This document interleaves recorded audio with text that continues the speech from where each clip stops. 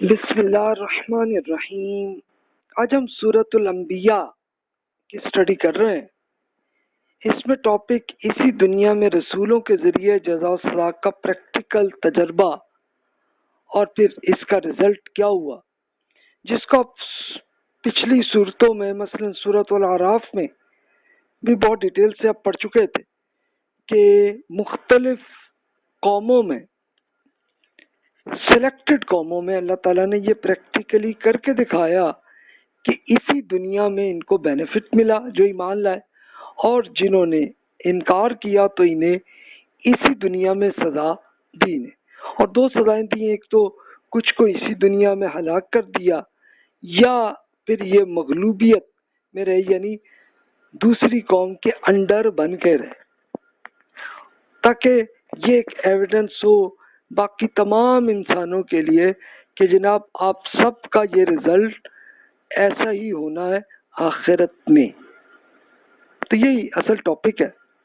تو اب یہ انبیاء کرام علیہ السلام کی پوری ہسٹری میں یہی معاملہ، اب یہ دیکھیں کہ رسول اللہ صلی اللہ علیہ وسلم کی دعوت پہنچ رہی تھی، تو اس میں یہی ایک پورا پریکٹیکل تجربہ آپ کے زمانے میں بھی یہ کیا گیا، اور آپ سے پہلے کے انبیاء کرام علیہ السلام میں جو مشرکین نے یہ غلطیاں کی تھیں تو ان کی غلطیوں کو بھی ایکسپلین کیا، یہ غلطیاں ہیں، اور پھر اس کے بعد یہ بتایا کہ جناب رزلٹ کیا ہونا ہے۔ تو اصل ٹاپک یہ، تو اس کا اب میں مختصراً تلاوت کرتا ہوں، پھر پوری صورت کا ترجمہ عرض کرتا ہوں، ایکسپلینیشن کر دیتا ہوں، تلاوت آپ کر لیجئے گا اور پھر یہ واضح ہو جائے گا معاملہ۔ بسم اللہ الرحمن الرحیم۔ اقترب للناس حسابهم وهم فی غفلة معرضون یأتیہم من ذکر من ربهم محدث الا استمعوه وهم یلعبون ملاہیۃ قلوبهم وأسروا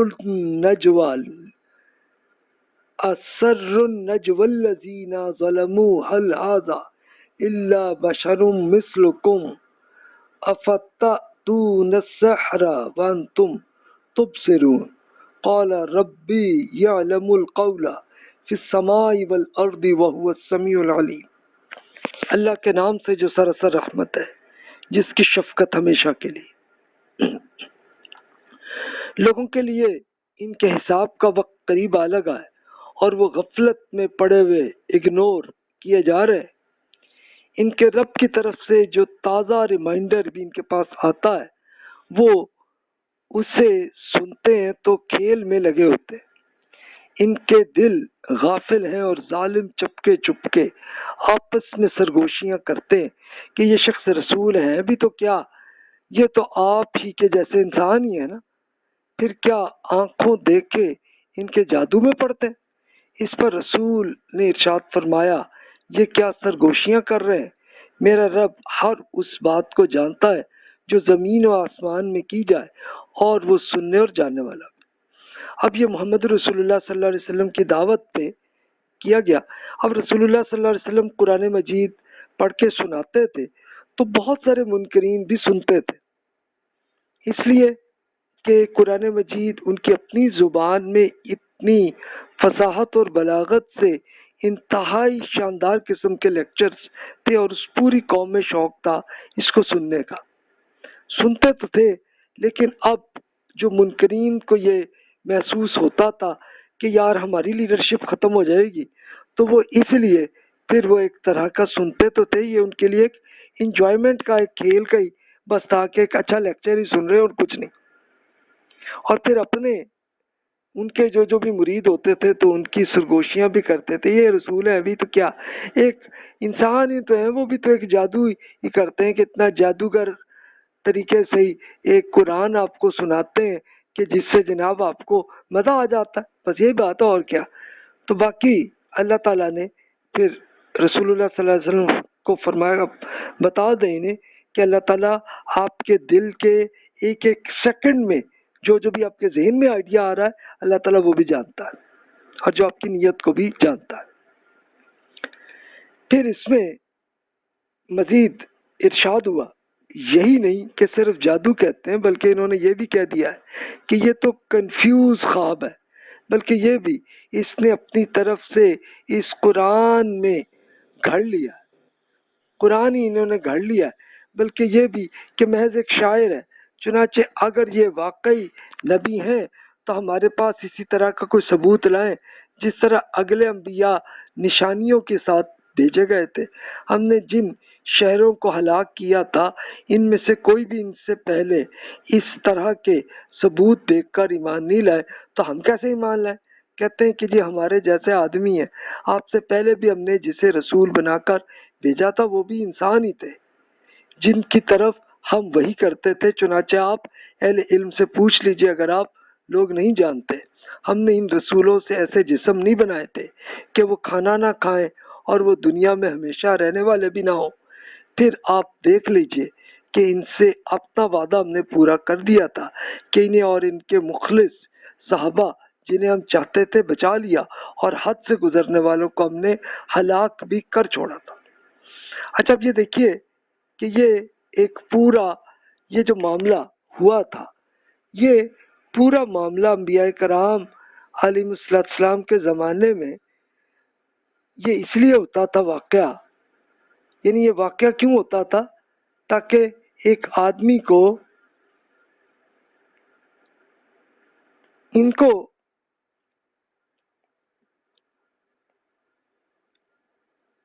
اس لیے بس وہ کرتے تھے کہ جناب یہ تو بس جناب ایک معجزہ وہ جناب لے کے آتے تھے، تو یہ محمد رسول اللہ صلی اللہ علیہ وسلم معجزہ کیوں نہیں لائے؟ کوئی فرشتہ لے کے آتے اور وہ ہوتے۔ تو اللہ تعالیٰ نے یہ کلیئر بتایا کہ دیکھو آپ کا امتحان کی نیچر ایسی ہے کہ اس میں معجزہ نہیں دکھاتے، بلکہ صرف یہ ہوتا ہے کہ صحیح میسج پہنچا دیتے، آگے ڈیسیژن اپنے خود کرنا ہوتا۔ تو یہ بات ہے۔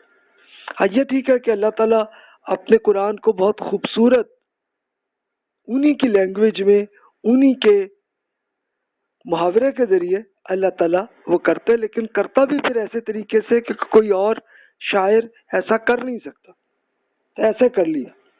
تو بتائیں اس سے بڑھ کے معجزہ کیا ہوگا؟ تو یہ ان کو اسی کا ہی پھر پورا کیا گیا ایکسپلین۔ پھر فرمایا، اے انسان ہم نے آپ کی طرف بھی ایک کتاب نازل کی گئی ہے جس میں آپ کے حصے کا ریمائنڈر ہے۔ پھر کیا آپ سمجھتے نہیں ہیں؟ کتنے شہر ہم نے توڑ پھوڑ کر برابر کر دیے تھے جو اپنی جانوں پر ظلم ڈھا رہے تھے، اور ان کے بعد دوسرے لوگ اٹھا کھڑے کیے تھے۔ پھر جب انہوں نے ہمارے عذاب کی آہٹ پائی تو اس وقت وہاں سے بھاگنے لگے۔ ہم نے کہا بھاگو نہیں، اپنے اسی ساز و سامان کی طرف جس میں تم مزے کر رہے تھے، اپنے انہی گھروں میں کی طرف لوٹ جاؤ جو تمہاری عشرت گاہیں تھیں، تاکہ تم سے پوچھا جائے۔ انہوں نے واویلا کیا کہ آئے ہماری بدبختی، بے شک ہم ہی ظالم تھے۔ چنانچہ پھر واویلا کرتے رہے یہاں تک کہ ہم نے انہیں کاٹ کر ڈھیر کر دیا کہ گویا بجھے ہوئے پڑے۔ تو یہ وہی جو پچھلی صورتوں میں آپ پڑھ چکے ہیں کہ جیسے فار ایگزامپل فرعون اور اس کی ملٹری کا یہ حال ہوا، ایسے ہی پھر اس سے پہلے یہ ہوا کہ وہ جیسے حضرت لوط علیہ السلام کی قوم پہ پورے پتھر آ کے گرے، اسی طرح سمود قوم پہ اللہ تعالیٰ نے صرف آواز کے ذریعے ہی ان سب کو ہلاک کر دیا، لیکن ان کے گھر آج بھی موجود ہے۔ اسی طرح لوط علیہ السلام کی جو انہوں نے بھی جو غاروں میں گھر بنائے تھے وہ بھی ہے اویلیبل آپ کے پاس، اور وہ کیمیکلز بھی آپ کو موجود ہے کہ جو کسی اور سیارے سے آئے ہوئے، تو وہ جارڈن اور اسرائیل میں موجود ہے۔ اچھا پھر آپ اور مزید آپ دیکھ لیجئے کہ شعیب علیہ السلام کی قوم جو ہلاک ہوئی ان کے گھر بھی آج موجود ہیں۔ تو یہ سارا ایویڈنس ہے کہ جس سے آپ یقین کر سکتے ہیں کہ جناب واقعی اللہ تعالیٰ ہے، اور اللہ تعالیٰ نے پریکٹیکلی اس لیے کر کے دکھا دیا تاکہ ہم سب کا اسی طرح رزلٹ ہونا ہے آخرت میں۔ اچھا کبھی کبھی ہمیں بھی اس زندگی میں بھی مشکلات کر کے، یا کبھی کبھی یہ بھی ہوتا ہے کہ ایک لمبے ایریے پہ لوگوں کو فوت کر دیتا ہے اللہ تعالیٰ، مثلاً سیلاب کی شکل میں یا زلزلے کی شکل میں بھی کرتا ہے، لیکن وہ عذاب نہیں ہوتا۔ عذاب تبھی ہوتا ہے کہ جب وہ اللہ اپنے رسول اس کے سامنے ہوں اور جو انہیں ایکسپلین کئی سالوں تک کرتے رہے، تو وہ نہیں ہوتا۔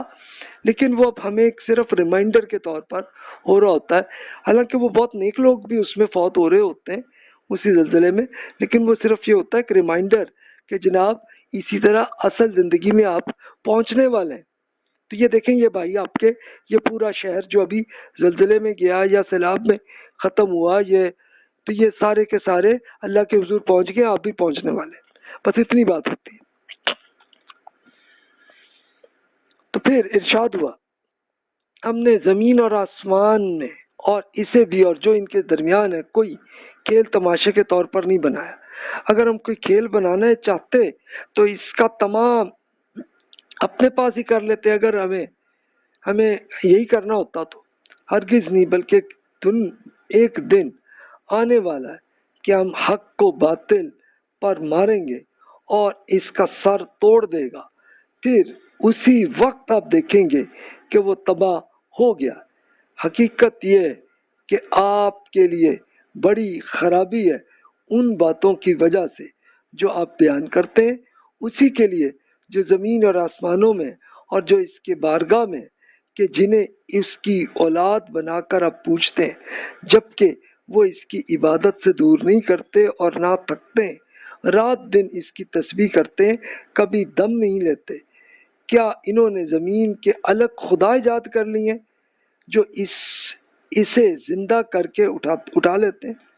تو بھی آپ خود سوچ لیں کہ یہ سب چیزیں یہ اللہ تعالیٰ نے زمین آسمان جو ہے، اس کے پورے ستارے سیارے، یہ جو کچھ ہے، جو سب کچھ اللہ تعالیٰ ایک کوئی کھیل تماشے کے طور پہ نہیں بنایا، ورنہ بناتا اور اللہ تعالیٰ اپنے پاس رکھتا تو ایسا نہیں ہے، بلکہ اللہ تعالیٰ ایک ان لمیٹڈ لائف کے لیے انسانوں کو تیار کر رہا ہے۔ بس یہ مقصد ہے آپ کی اس زندگی کا، پھر فائنل رزلٹ یہ ہونا ہے۔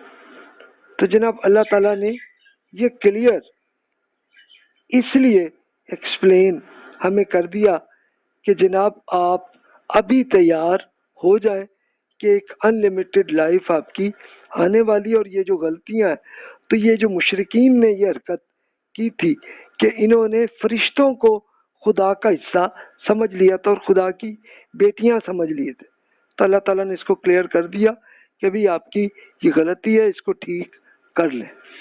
اور سیم بالکل اسی طرح ہمارے ہاں ایتھسٹس نے یہ حرکت کی ہے کہ انہوں نے اسی کائنات کو خدا سمجھ لیا۔ اب خدا نہیں کہتے، کوئی اور اسی طرح کی ایک ٹرمینالوجی استعمال جو چاہے بھی وہ کر لیں، لیکن وہ اسی کائنات کو ہی، اس کی ہر چیز کو وہ سمجھتے ہیں کہ اس کے اندر ایک باقاعدہ ایک لیگل معاملات پوری کائنات میں اور بہت سارے ایک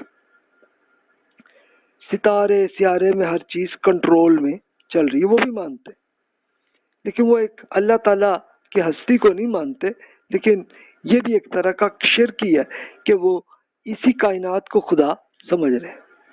تو یہ دیکھیں اللہ تعالیٰ نے ان کی غلطیوں کو بتایا۔ اچھا، اب ہم لوگوں کے لیے قرآن اس لیے چھوڑ دیا تاکہ ہمیں یہ کلیئر آتا رہے کہ جناب غلطی کہاں ہے اور ہمیں ان سے بچنا ہے اپنی زندگی کو کامیاب کرنے کے لیے، کہ اس کا اصل فائنل رزلٹ ہمیں اس زندگی کے فوراً بعد آپ کو ملنا ہے، اس لیے وہ بینیفٹ ابھی لے لیں۔ پھر اللہ تعالیٰ نے مزید ارشاد ہوا کہ اگر زمین اور آسمان میں اللہ کے سوا دوسرے اور خدا بھی ہوتے تو دونوں درم برم ہو جاتے، چنانچہ اللہ عرش کا مالک ان سب چیزوں سے پاک ہے جو یہ بیان کر رہے ہیں، وہ جو کچھ کرتا ہے اس کے لیے کسی کے آگے جواب دہ نہیں ہے اور نہ سب جواب دہ ہے۔ کیا انہوں نے خدا کے سوا دوسرے خدا ایجاد کر لیے؟ ان سے کہہ دیجئے کہ اپنا پروف پیش کر دیں، یہ ان کا ریمائنڈر موجود ہے جو میرے ساتھ ہے، اور ان کی یاد دہانی کی کتابیں بھی جو مجھ سے پہلے ہوئی ہیں۔ نہیں، کسی کے پاس کوئی دلیل نہیں ہے، بلکہ ان میں سے زیادہ حق کو نہیں جانتے، اس لیے منہ موڑے ہوئے۔ آپ سے پہلے جو رسول بھی ہم نے بھیجا ہے ان کی طرف ہم یہی وہی کرتے رہے کہ میرے سوا کوئی اور خدا نہیں ہے، چنانچہ میری عبادت کر لیجیے۔ کہ اللہ تعالیٰ تو یہ چاہتا ہے کہ ہم اللہ تعالیٰ ہی کو خدا سمجھے اور اسی سے تعلق قائم کریں، اسی کی عبادت کریں، کسی اور کو خدا نہ کریں، کیونکہ لوگ یہی کرتے رہیں کہ کسی اور کو خدا سمجھتے رہیں، اور اگر ہوتے ایسے تو اللہ تعالیٰ نے یہی بتایا کہ پھر تو پوری کائنات میں ایک دوسرے سے لڑائی اور جنگ چل رہی تھی۔ آج آپ دیکھ لیجئے کہ انسانوں میں دو سپر پاور بنتی ہیں تو وہ ان کے لیے جنگیں ہی چلتی ہیں، کہ جیسے ہی آپ فرسٹ ورلڈ وار اور سیکنڈ ورلڈ وار میں ہوا، اور پھر اس کے بعد دنیا میں دو سپر پاور تھیں، رشیا اور امریکہ، تو ان کے اندر کیا ہوا تھا؟ آپس میں لڑائی جھگڑے ہوئی نا، اور ان کے ہاں ایک جس کو آپ یہ کہہ لیں کہ اس کو کولڈ وار کہتے ہیں، تو وہ چلتا رہا۔ اچھا، پھر اس کے بعد اب ہمارے زمانے میں اب چائنا اتنی پاور میں آیا تو وہ اس کا اور امریکہ اور یورپ کے ساتھ ایک کچھ آپس میں ایک دوسرے سے وہی کولڈ وار کی صورتحال جاری ہے۔ تو کائنات میں ہوتا تو یہ ہوتا، لیکن تب بھی آپ کو یہ نظر آ رہا ہے کہ وہ ایک ہی کنٹرول میں ہو رہی ہے، تو پھر اتنا کافی نہیں ہے کہ واقعی خدا ہے؟ تو اللہ تعالیٰ کہتا ہے کہ بس اللہ سے تعلق رکھو، دیٹس اٹ، آپ کی ایک ان لمیٹڈ لائف آپ کے لیے تیار ہے۔ پھر مزید ارشاد ہوا، یہ کہتے ہیں کہ خدا رحمان کے اولاد ہے، وہ اس تہمت سے پاک ہے۔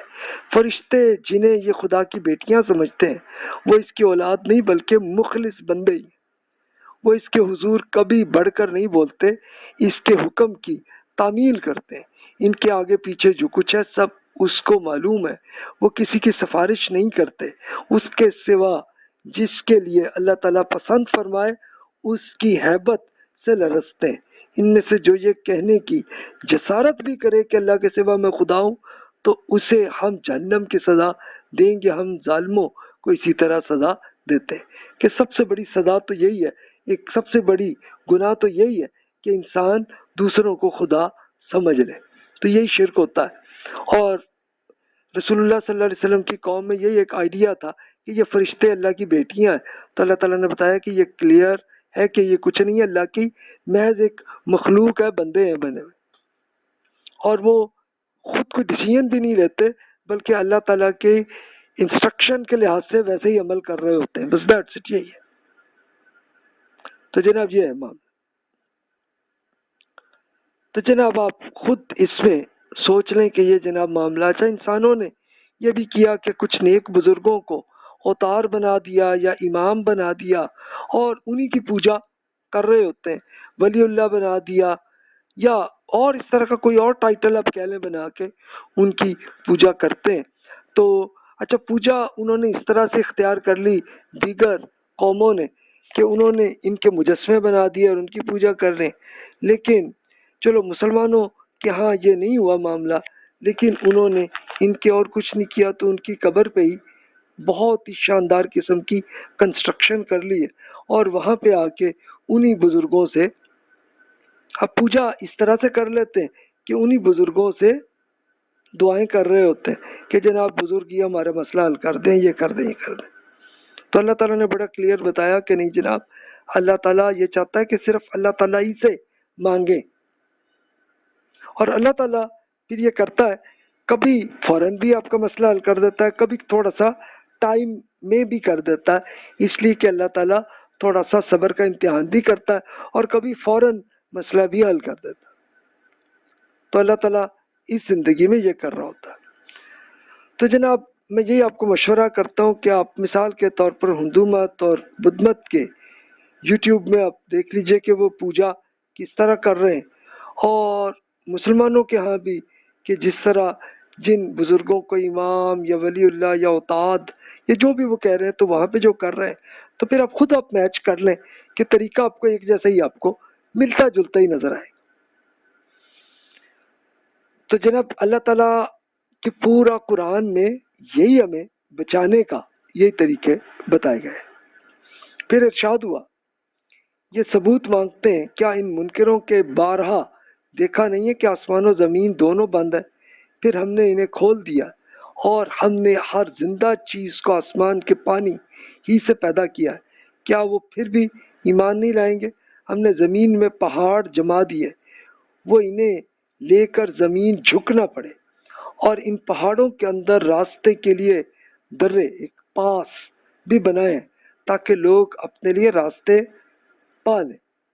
آسمان میں ہم نے ایک محفوظ چھت کی شکل میں بنا دیا، اور یہ لوگ ہیں کہ اس کے ثبوت سے منہ پھیرے ہوئے۔ حقیقت یہ ہے کہ وہی ہے کہ جس نے رات اور دن بنائے تاکہ سورج اور چاند بنائے گئے ہیں، ان میں سے ہر ایک میں اپنے ایک آربٹ میں گردش کر رہے ہیں۔ ایک مدار، ایک آربٹ جو ہوتے ہیں جس میں سورج، چاند، ستارے کس طرح سے کنٹرول ہو رہے ہیں۔ اب خود اس کے لیے خود آپ جناب دیکھ سکتے ہیں۔ تو پھر جناب کیا یہ کافی نہیں ہے اس کے لیے کہ جناب اللہ تعالیٰ کا اتنا ایویڈنس کافی ہے اس کو دیکھنے کے لیے کہ اللہ تعالیٰ کس طرح سے اس پوری کائنات کو کنٹرول کر رہا ہے۔ اس کے لیے آپ یہ دیکھ لیجئے کہ زمین کے اندر، اچھا اس کے لیے میں یہ آپ سے مشورہ عرض کرتا ہوں کہ جناب آپ خود دیکھ لیجئے جا کے کہ کس طرح اللہ تعالیٰ نے پہاڑوں میں کیسے کنٹرول ہر چیز کو کیا ہوا ہے۔ تو پھر جناب اللہ تعالیٰ کا شکر ہی ہمیں ادا کرنا چاہیے نا، اور تو کچھ نہیں۔ تو اللہ تعالیٰ نے کتنے ہمارے لیے، اللہ تعالیٰ نے اتنے بینیفٹ ہمارے لیے کیے ہوئے، تو پھر کیا خیال ہے ہمیں شکر نہیں کرنا چاہیے کہ اللہ تعالیٰ سے ہمارا تعلق ایسا ہونا چاہیے؟ تو لیکن یہ ہماری غلطیاں ہی ہیں کہ جن سے ہم لوگ کیا کر رہے ہیں۔ تو جناب بس اصل مقصد صرف یہی ہے کہ جناب ہمیں ان غلطیوں سے ہمیں بچنا ہے۔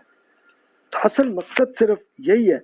تو پھر آپ خود سوچ لیں کہ یہ پاس میں کس طرح سے اللہ تعالیٰ کنٹرول کر رہا ہے پوری کائنات کو، اور اس کے لیے چلیں ہمیں اتنا علم نہیں ہے تو پھر آپ پوری کائنات کے اندر آربٹ کس طرح سے چل رہے ہیں، اور یہ آپ سائنٹیفکلی خود پڑھ لیجئے تو اس کے ذریعے آئیڈیا ہوتا ہے کہ اس کا کنٹرول ایک ہی جگہ سے ہو رہا۔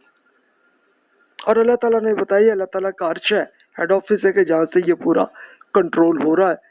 کہ اب یہ چاند ہماری زمین کے گرد گردش کر رہے ہیں، پھر ہماری زمین جو ہے یہ سورج کے گرد گردش کر رہی ہے، اور سورج جو ہے یہ اپنی گلیکسیز کے اندر گردش کر رہا ہے، اور یہ پورے کنٹرول میں۔ اچھا وہ کیوں گردش میں؟ وہ بھی ہے کہ اچھا ہم لوگ بھی کیوں اس لیے یہ گھومتی ہے زمین تاکہ کبھی دن کبھی رات آتی رہے، تاکہ ہمیں انرجی اللہ تعالیٰ دیتا چلا جائے۔ تو یہی مقصد ہوتا، اور کیا۔ باقی آپ مزید سائنٹیفکلی سوچ لیں، ہو سکتا ہے آپ کو اور زیادہ اچھا کوئی ایویڈنس آئے، تو ان سب سے یہ چیز کلیئر ہوتی ہے کہ اللہ تعالیٰ ایک ہی ہے کہ جو اسے کنٹرول کر رہا ہے۔ پھر مزید ارشاد ہوا، اے رسول یہ آپ کو نہیں مانتے اس لیے کہ آپ بھی ایک دن وفات پا لیں گے۔ آپ سے پہلے بھی ہم نے کسی ایک انسان میں ہمیشہ کی زندگی نہیں دی ہے، اور کیا اگر آپ فوت ہو بھی جائیں گے تو یہ ہمیشہ رہیں گے؟ حقیقت یہ ہے کہ نہیں، موت کا مزہ چکھنا ہی ہے ہر ایک نے۔ یہ اپنی حیثیت پر فخر نہیں کریں، کیونکہ ہم اچھے اور برے حالات سے آپ لوگوں کو پرکھنے کے لیے آزما رہے ہیں، اور ایک دن آپ سب ہماری طرف لوٹائے جائیں گے۔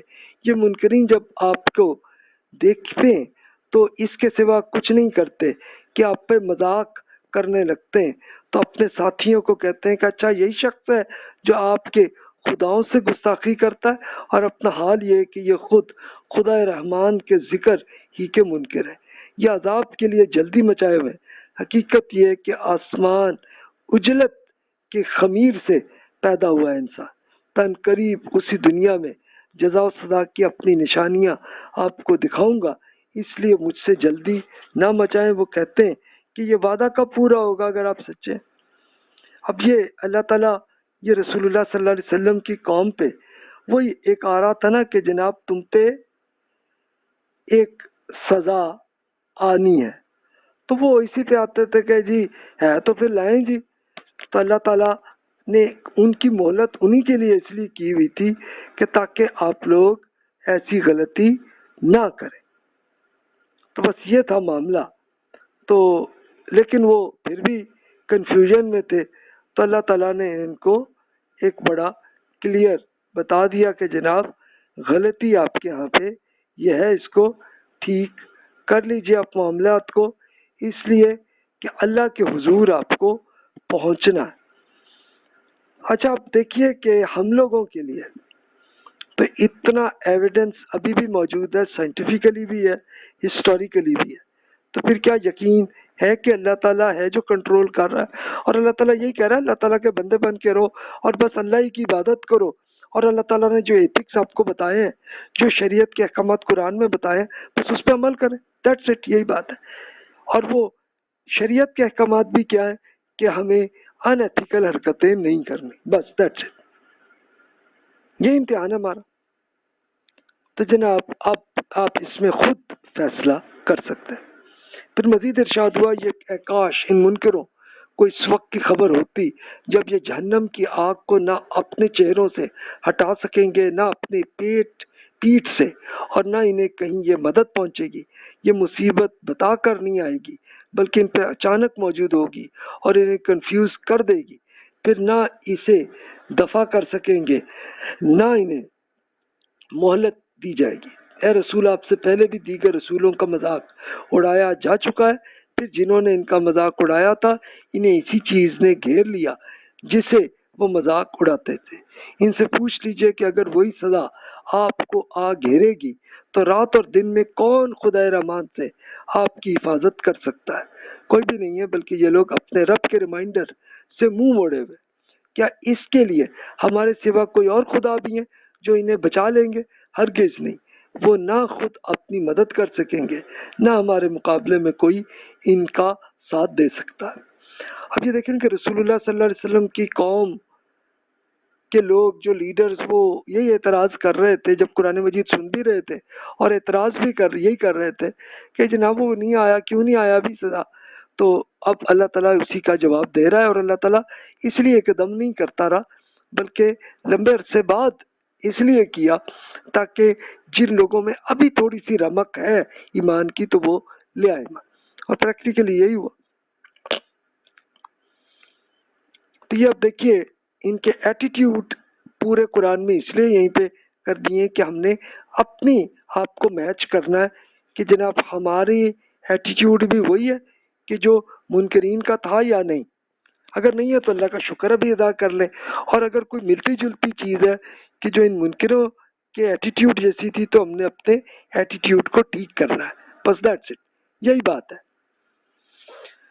پھر مزید ارشاد ہوا بلکہ اصل بات یہ کہ ہم نے انہیں اور ان کے باپ دادا کو دنیا سے فائدے دیے یہاں تک کہ ان پر ایک طویل ٹائم اسی حال میں گزر گیا. تاہم کیا یہ دیکھ نہیں رہے ہیں کہ اس سرزمین کو ہم ان کے کناروں سے کم کرتے ہوئے اس کی طرف بڑھ رہے ہیں؟ پھر کیا ہی یہی غالب رہنے والے ہیں؟ اے رسول ان سے کہہ دیجئے کہ میں بس وحی کے ذریعے سے آپ کو وارننگ کر رہا ہوں، مگر یہ نفسیاتی طور پر بہرے پکار کر نہیں سنا کرتے جب انہیں خبردار کیا جائے. اس وقت تو یہ مطالبے کر رہے ہیں، اور ادھر واقعہ یہ ہے کہ آپ کے رب کے عذاب کا کوئی جھونکا بھی انہیں چھو جائے تو پکار اٹھیں گے ہائے ہماری بدبختی، بے شک ہم ہی ظالم تھے. انہیں بتا دیجئے کہ روز قیامت کے لیے ہم انصاف کی ترازو رکھ دیں گے، پھر کسی جان پر ذرا بھی ظلم نہیں ہوگا، اور کسی رائے کے دانے کے برابر بھی کسی کا عمل ہوگا تو ہم اسے سامنے دے دیں گے، اور ہم لوگوں کا حساب لینے کے لیے کافی ہے. تو جناب آخرت میں یہ رزلٹ ہونا ہے. اور رسول اللہ صلی اللہ علیہ وسلم کی قوم کو یہ بتا دیا کہ دیکھیں آپ کی طرف سرزمین میں آپ کے کنارے سے کم کرتے جا رہے ہیں آپ کی طرف. اچھا، اور وہ ہو یہ رہا تھا کہ رسول اللہ صلی اللہ علیہ وسلم کی جو قوم قریش تھی یہ پورے عرب کے لیے لیڈرز تھے. قبیلے تو بہت سارے تھے، ہر ایک کا اپنا اپنا ملک تھا، لیکن سارے قریش کے انڈر ہی تھے، اس لیے کہ وہ حرم شریف سے محبت کرتے تھے سارے. تو اللہ تعالیٰ نے فرمایا کہ بھی دیکھو آپ لوگوں کا آہستہ آہستہ ان کے کنارے سے کم کر رہے ہیں. اچھا کیسے کم کر رہے تھے اللہ تعالیٰ؟ کہ اس وقت رسول اللہ صلی اللہ علیہ وسلم کا پیغام دوسرے قبیلوں میں جا رہا تھا اور وہاں پر ایمان لا رہے تھے لوگ. تو اب آہستہ آہستہ تھوڑا سا پہلا سٹیپ آیا تھا کہ جناب اب یہ زمین قریش قوم کے لیے کم ہو رہی ہے. اچھا لیکن پھر رسول اللہ صلی اللہ علیہ وسلم پہ حکم ہوا مدینہ چلے جائیں، حکومت مل گئی تو اور علاقہ کم ہوا قریش والوں کے لیے. اور پھر رسول اللہ صلی اللہ علیہ وسلم کی دعوت پہ سٹیپ بائی سٹیپ وہ آہستہ آہستہ پھیلتی چلی گئی.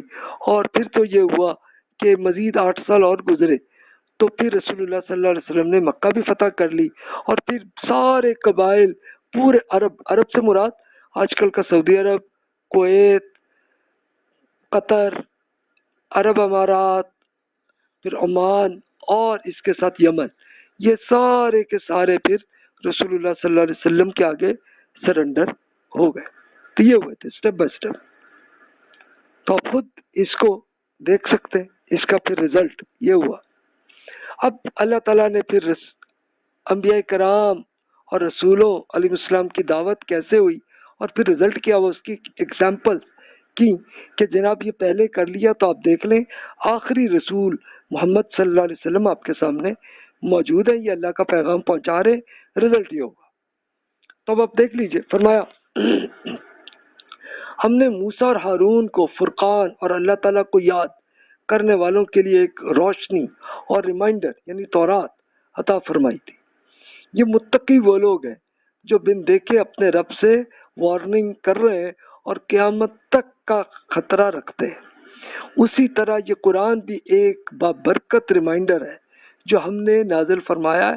پھر کیا آپ لوگ اس کے منکر ہی بنے رہیں گے؟ اس سے پہلے ابراہیم کو بھی ہم نے اس کی شایان شان اور اس کے حصے کی ہدایت عطا کی تھی اور ہم اسے خوب جانتے تھے.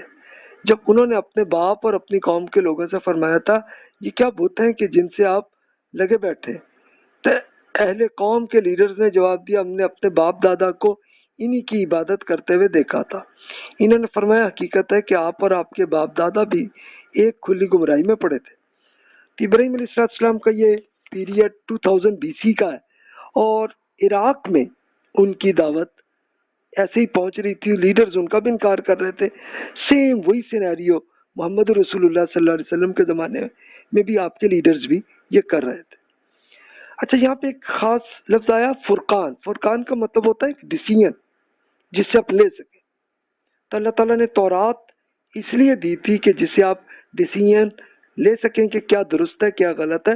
اور ابھی بھی آپ بائبل کی 5ویں بک آپ پڑھ لیں تو وہ تورات ہے، اس میں پڑھ لیں اللہ تعالیٰ کے احکامات سیم وہی ہیں کہ جو قرآن مجید میں. تو پھر آپ یہ دیکھ سکتے ہیں کہ اس سے آپ کو خود آپ ڈیسیژن لے سکتے ہیں کیا درست ہے کیا غلط ہے اور آپ اس میں معاملات پہ جا سکتے ہیں. تو اب دیکھیے یہ معاملہ تھا. تو اب ابراہیم علیہ السلام ان کے اپنے والد بت بناتے تھے اور بنا کے اور سارے پوجا کرتے تھے. اب یہ بت محض ایسے نہیں ایک مجسمے نہیں ہوتے تھے بلکہ اصل میں وہ شخصیت پیچھے سے کوئی کانسیپٹ ہوتا تھا تبھی ان کی پوجا کرتے تھے. اچھا سیم آپ ابھی بھی دیکھ لیں کہ مختلف ممالک میں ابھی بھی مجسمے اپنے لیڈرز کے پڑے ہوئے. مثلا امریکہ کیا آپ دیکھ سکتے ہیں کہ ان کے جو پہلے پریزیڈنٹ گزر چکے تو ان کے مجسمے بنے ہوئے. اچھا یہ شکر اللہ کا کہ اس کے آگے جا کے پوجا ایسے تو نہیں کرتے لیکن بڑی محبت اور عقیدت تو کر رہے ہوتے. اچھا سیم آپ کو چائنا میں بھی نظر آئے گی، انڈیا میں بھی آپ کو اور رشیا میں بھی آپ کو ایگزامپلس نظر آئیں گی. تو لوگ یہ کرتے تھے ابھی بھی یہ کر رہے ہیں. اچھا کچھ قومیں ایسی ہیں کہ جا کے اس میں سجدہ بھی کر لیتے ہیں اور سب کچھ کرتے ہیں. اور مسلمانوں کے یہاں بھی آپ کو یہ نظر آئے گا کہ پرانے لیڈرز کے لیے چلو وہ مجسمے نہیں بناتے لیکن ان کی قبر پہ جا کے انہی بزرگ سے دعائیں کر رہے ہوتے ہیں. تو یہ آپ کو ابھی بھی ایگزامپلز آپ کو نظر آئیں گی. تو پھر مزید اسی ہسٹری میں اللہ تعالیٰ نے ارشاد فرمایا یہ ابراہیم علیہ السلام کی ہسٹری ہے۔ فرمایا ایک قوم کے لیڈرز نے پوچھا کیا ہمارے پاس سوچی سمجھی بات لے کر آئے ہیں یا ہنسی مذاق کر رہے ہیں؟ انہوں نے جواب دیا نہیں بھی، بلکہ آپ کا رب وہی ہے کہ جو زمین اور آسمان کا رب ہے، جس نے انہیں پیدا کیا، اور میں آپ کے سامنے اس پر گواہی دے رہا ہوں۔ پھر اپنے دل میں فرمایا اللہ کی قسم جب آپ پیٹھ پھیر کر جا چکیں گے تو اس میں آپ کے بتوں کے ساتھ ضرور ایک پلان بھی میں کروں گا۔ چنانچہ یہ لیڈر چلے گئے تو ابراہیم علیہ السلام نے ان سب کو ٹکڑے ٹکڑے کر ڈالا اور ان کے ایک بڑے بت کے سوا تاکہ وہ اسی کی طرف رجوع کر سکیں۔ انہوں نے آ کر بتوں کی حالت دیکھی تو کہنے لگے ہمارے خداؤں کے ساتھ یہ حرکت، یہ گستاخی کس نے کی ہے کہ یقیناً وہ بڑا ہی ظالم ہے۔ لوگوں نے بتایا کہ ہم نے ایک نوجوان کو انہیں کچھ کہتے دیکھا تھا، ان کا نام ابراہیم ہے اس کا۔ انہوں نے کہا کہ اچھا تو اسے سب لوگوں کے سامنے حاضر کرو تو دیکھ لیں۔ اب وہ بادشاہ کو نے یہ جناب کیا۔ ابراہیم علیہ السلام اس وقت لڑکے تھے۔ اچھا انہوں نے یہ ٹکڑے کیوں کیے تھے؟ یہ ان کے اپنے والد نہیں جو مجسمے بنائے ہوئے تھے تو انہوں نے اسی کو توڑا، لیکن ایک مجسمے کو بس چھوڑ دیا۔ یہ صرف ان کو ایکسپلین کرنے کے لیے تھا تاکہ دیکھ لو بھائی آپ کے جن کے آپ داتا یا امام یا اوتار آپ سمجھ رہے ہیں یہ کچھ بھی نہیں کر سکتے۔ تو خیر اب ابراہیم علیہ السلام کو پکڑا انہوں نے اور کہا کہ یہ کریں۔ چنانچہ ابراہیم لائے گئے تو انہوں نے پوچھا ابراہیم یہ حرکت ہمارے خداؤں کے لیے آپ نے کی؟ ابراہیم علیہ السلام نے فرمایا بلکہ اس کے یہ بڑے جو بت ہیں انہوں نے کیا ہوگا، آپ ان سے پوچھ لیں اگر یہ بولتے ہیں تو۔ اس پر انہیں اپنے باطن کی طرف ذرا واضح ہو گیا کہ انہوں نے ایک دوسرے سے کہا حقیقت میں ہم ہی بیوقوف ہیں، ظالم ہیں، اپنے آپ پہ ظلم ہم کر رہے ہیں۔ لیکن پھر اوندھے ہو گئے اور بولے تمہیں معلوم ہے یہ بت بولتے نہیں ہیں؟ ابراہیم نے فرمایا ہاں جی، پھر کیا اللہ تعالیٰ کے سوا ان چیزوں کی پوجا آپ کرتے ہیں تو وہ آپ کو نہ کوئی نفع پہنچا سکتے ہیں نہ نقصان؟ آپ خود بتا دیں۔ پھر افسوس ہے آپ پر اور ان پر بھی جنہیں آپ اللہ کے سوا پوجتے ہیں، پھر کیا آپ سمجھتے نہیں ہیں؟ اصل میں انہوں نے بڑے مجسمے ان بزرگوں کے یا ان لیڈرز کے بنائے ہوئے تھے اور انہی کی پوجا کرتے تھے کہ یہ جناب سارے مسئلے ہمارے حل یہ کر دیں گے۔ تو اس لیے ابراہیم علیہ السلام نے یہی کیا، کہا کہ جی آپ ان سے پوچھ لیں۔ تو پھر ان کو بھی واضح ہو گیا کہ جناب یہ ان کے جو پرانے لیڈر ہیں جو فوت ہو گئے یہ کچھ بھی نہیں کر سکتے، چاہے وہ نیک ہی کوئی ہوں گے تو تب بھی کچھ نہیں کر پاتے۔ تو ابراہیم علیہ السلام نے یہی ان کو کلیئر کیا بھی آپ دیکھ لیں۔ تو پھر ان کی پوجا آپ کیوں کر رہے ہیں؟ آپ اللہ تعالیٰ کی کریں نا۔ اس پر وہ بولے اگر کچھ کرنے کا ارادہ ہے تو پھر چلو ابراہیم کو آگ میں جلا دو اور اپنے خداؤں کی مدد کرو۔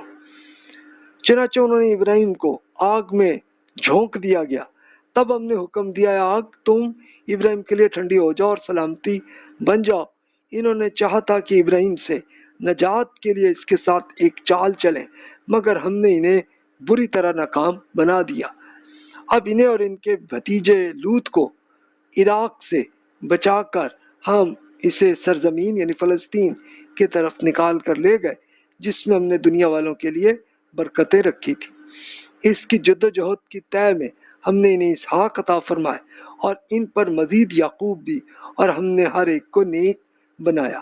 ہم نے انہیں امامت ایک لیڈرشپ عطا فرمائی کہ ہماری ہدایت کے مطابق دنیا والوں کی رہنمائی کرتے رہے، انہیں نیک کام کرنے، نماز کا اہتمام کرنے اور زکوٰۃ ادا کرنے کا حکم دیا، اور وہ ہماری عبادت کرنے والے تھے۔ تو اب دیکھیں کہ یہ موجانہ معاملہ ہوا کہ چلو آگ میں ابراہیم علیہ السلام کو جھونکا انہوں نے، تو اللہ تعالیٰ نے فوراً ہی آگ پہ اسی سیکنڈ میں ہی یہ آرڈر دیا کہ تم ٹھنڈی ہو جاؤ، فوراً ختم ہو جاؤ۔ تو ابراہیم علیہ السلام کو کچھ نہیں ہوا، اور اس کے ساتھ اللہ تعالیٰ نے اب ان کی قوم میں ایمان لائے تھے، ان کی فیملی اور ان کے بھتیجے لوط علیہ السلام کو، تو اللہ تعالیٰ نے انہیں کیا کہ اب آپ ہجرت کریں، عراق سے آپ نکلیں، فلسطین چلے جائیں، ایک بہت پرسکون اور ایک اچھی اکانومی والے میں آپ جا کے سیٹل ہو اور اللہ تعالیٰ کا پیغام پہنچائیں۔ اور پھر اللہ تعالیٰ نے ابراہیم علیہ السلام کے بیٹے اسحاق علیہ السلام پیدا کیے۔ اس وقت ابراہیم علیہ السلام کی عمر بہت لمبی ہو گئی تھی، لیکن ان کو اب اللہ نے پھر بیٹا بھی دیا، اور اسحاق علیہ السلام کے اپنے بیٹے یعقوب علیہ السلام تھے، اور وہ پھر پورے فلسطین میں اللہ تعالیٰ کا میسج پہنچانے لگے، اور اسی فلسطین کے اندر ڈیڈ سی کے پاس لوط علیہ السلام کو یہ آرڈر ہوا کہ آپ اللہ کا پیغام وہاں پہنچائیں، تو یہ پہنچاتے چلے گئے وہاں پہ۔ تو معاملہ یہ تھا، اور آپ سورہ یوسف میں آپ سن ہی چکے ہیں کہ حضرت یعقوب علیہ السلام کے بیٹے یوسف علیہ السلام تھے، تو وہ پھر اللہ تعالیٰ کے پیغام کو ایجپٹ میں لے گئے، اور وہاں پہ پھر پورے ایجپٹ اور فلسطین میں اللہ تعالیٰ کا میسج پہنچنے لگا تھا۔ تو ان کا پوری ہسٹری یعنی 2000 BC سے لے کے 1200 BC تک یہی صورتحال رہی۔ لیکن پھر موسیٰ علیہ السلام کے زمانے میں اللہ تعالیٰ نے جب بنی اسرائیل پہ ایجپشنز ظلم کر رہے تھے تو ان کو وہاں سے نکالا، اور پھر ایجپشنز کی پوری ملٹری کو تباہ کیا، اور پھر بنی اسرائیل میں تھوڑی سی ٹریننگ کرنے کے بعد حضرت داؤد اور سلیمان علیہ السلام کے زمانے میں انہیں دنیا کی سپر پاور بنایا، کہ اب وہ یہ ہوا کہ ان کا پورا کیپٹل بن گیا یروشلم جو کہ فلسطین میں، اور وہاں سے ان کے لیے ایک پوری بہت بڑی حکومت بن گئی ان کی، کہ آپ کہہ لیں کہ سیریا سے لے کے ایجپٹ تک ان کی حکومت تھی، اور وہی دنیا کی سپر پاور تھی، اور وہیں پہ اللہ تعالیٰ کا پیغام پھر اور قوموں تک پہنچتا لگا سلسلہ، اور وہ کرتے رہے۔ لیکن جب پھر خود بنی اسرائیل جب اللہ تعالیٰ کے احکامات تورات سے وہ دور ہوئے اور جب وہ فراڈ کرنے لگے، اللہ نے ان کو اسی دنیا میں سزا بھی دی۔ اب یہ دیکھیے آگے ارشاد ہوا، ہم نے لوط کو بھی حکم اور علم عطا فرمایا تھا، اس طرح انہیں بھی اس شہر سے نجات دی تھی جہاں کے لوگ بدکاریاں کرتے تھے۔ حقیقت یہ کہ وہ بڑے ہی برے فاسق لوگ تھے۔ دنیا اور آخرت دونوں کے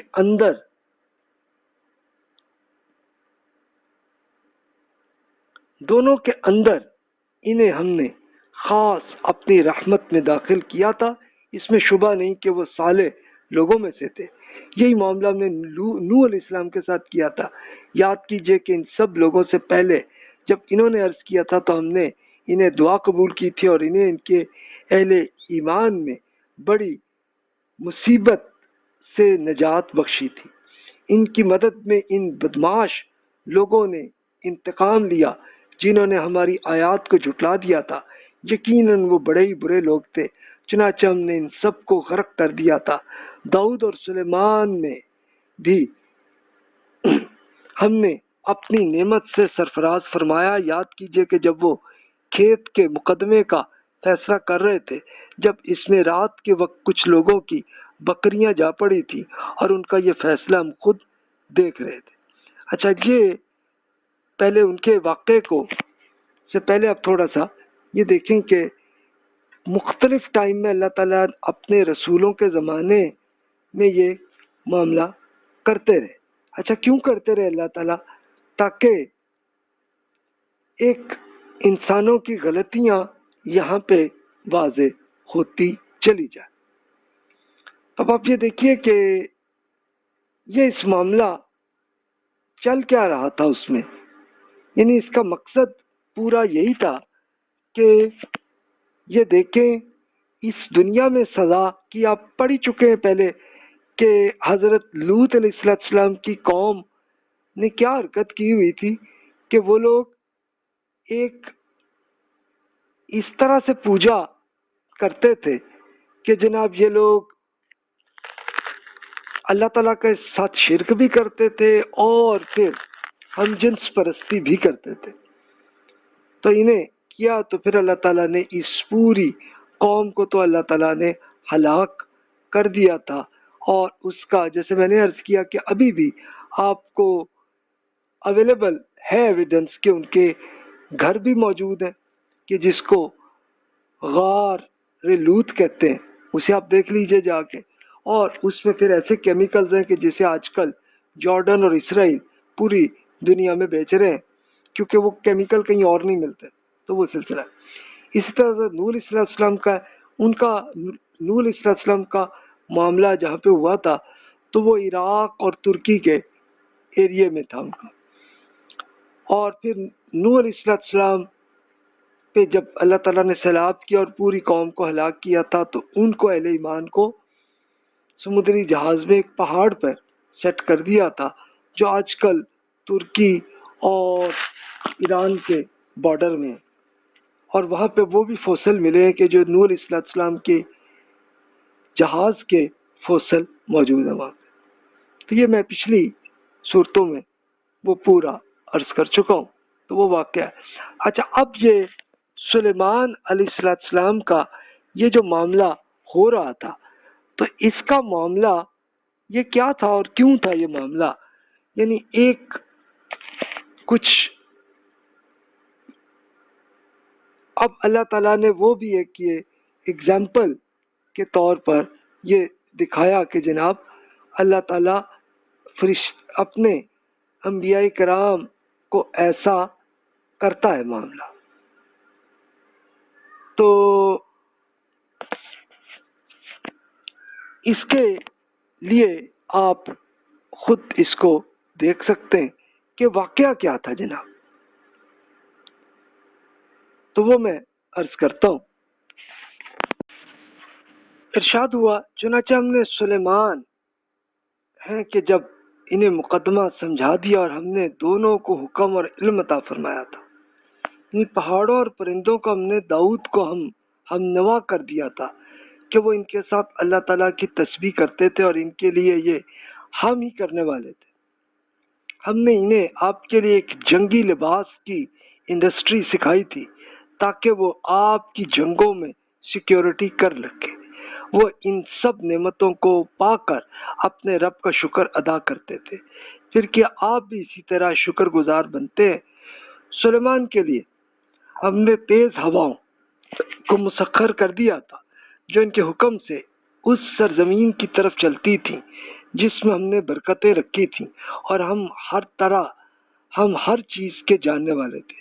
شیاطین یعنی جنات میں سے بھی ہم نے ان کے تابع کیے تھے، وہ ان کے لیے سمندروں میں غوطے لگاتے تھے اور ان کے سوا دوسری کام بھی کرتے تھے، اور ہم انہیں تھامے ہوئے تھے۔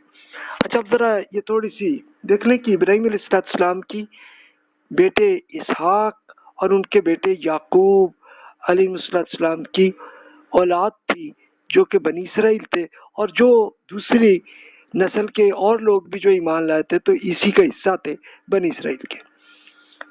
تو یہی ایجپٹ میں یوسف علیہ السلام نے ان کو سیٹل کیا تھا، اللہ کا پیغام پہنچا رہے تھے۔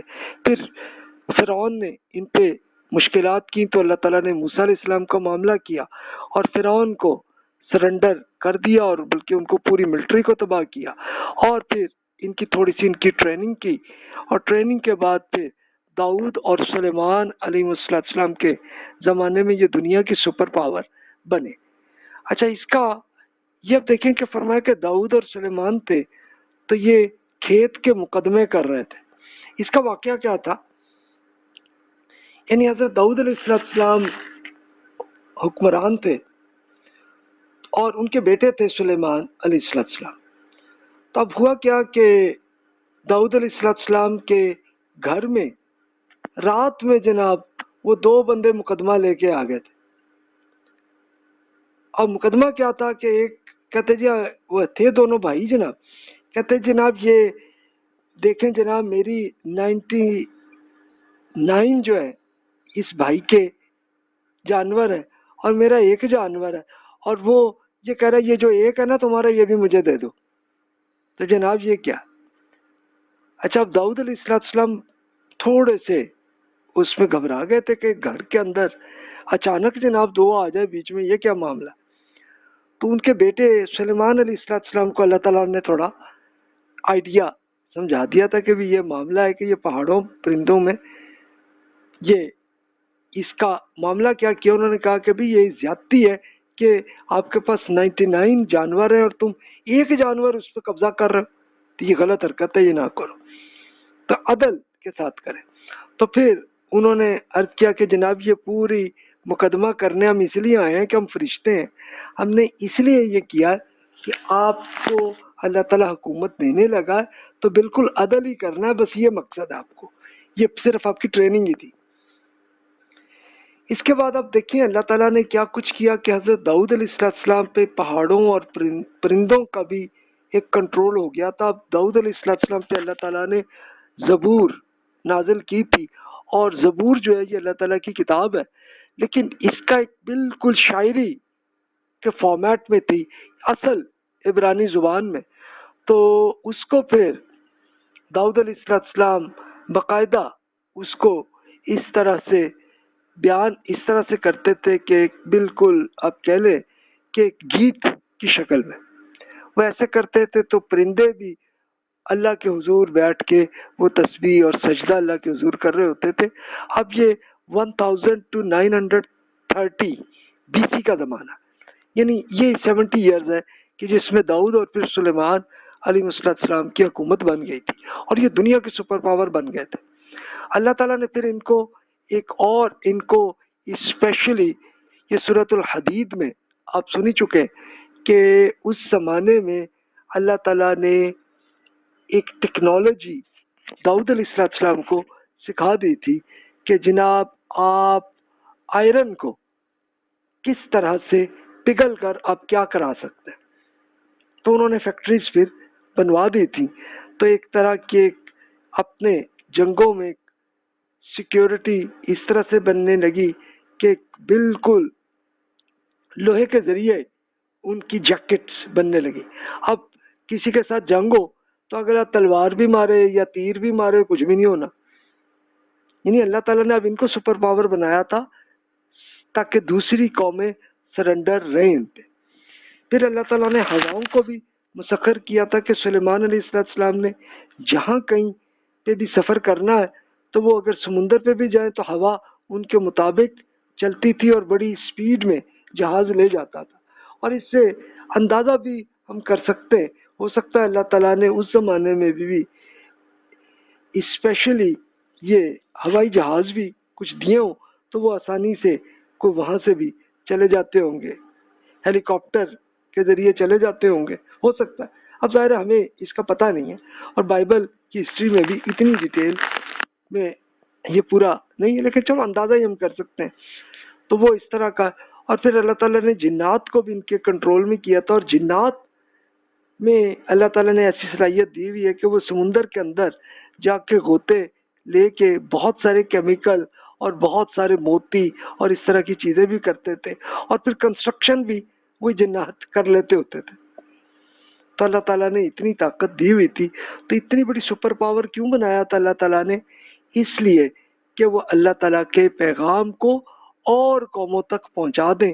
اور قومیں کہاں ان کے آس پاس تھیں، تو یہ بائبل میں ہمیں ملتا ہے. تو وہ انہیں یہی رسپانسبلٹی تھی کہ وہ یاجوج ماجوج میں لے جا کے اللہ کا پیغام پہنچائے. اب یاجوج ماجوج کون تھے؟ کہ نوح علیہ السلام کے تیسرے بیٹے یافس رحمۃ اللہ علیہ کی نسل کی قوم تھی کہ جو رشیا میں سیٹل ہوئے تھے، اور رشیا سے یہی پھر انہی کی برانچز بن کے تو پھر یہ چائنا اور دوسری طرف یہی جاتے ہوئے یورپ میں وہی سیٹل تھے. تو بنی اسرائیل کو یہی پیغام تھا کہ وہ اللہ کا پیغام پہنچائے یہاں تک، اور پھر انہی کے ذریعے یہی پیغام پھر آپ اندازہ کر لیں کہ انڈیا اور وہیں سے انڈونیشیا ملیشیا وہاں تک بھی پہنچ جاتا تھا. اور پھر اسی طرح افریقہ میں ایجپٹ تک ان کی حکومت تھی، تو ایجپٹ سے آگے افریقہ میں بھی اللہ کا پیغام پہنچاتے تھے کہ وہی تورات زبور جو اللہ کی کتابیں تھیں تو اس کو یہاں تک یہ پہنچا دیتے تھے. بس یہی تھا. یعنی انسان کی ذمہ داری یہی ہے نا کہ وہ اللہ کا پیغام پہنچا دے.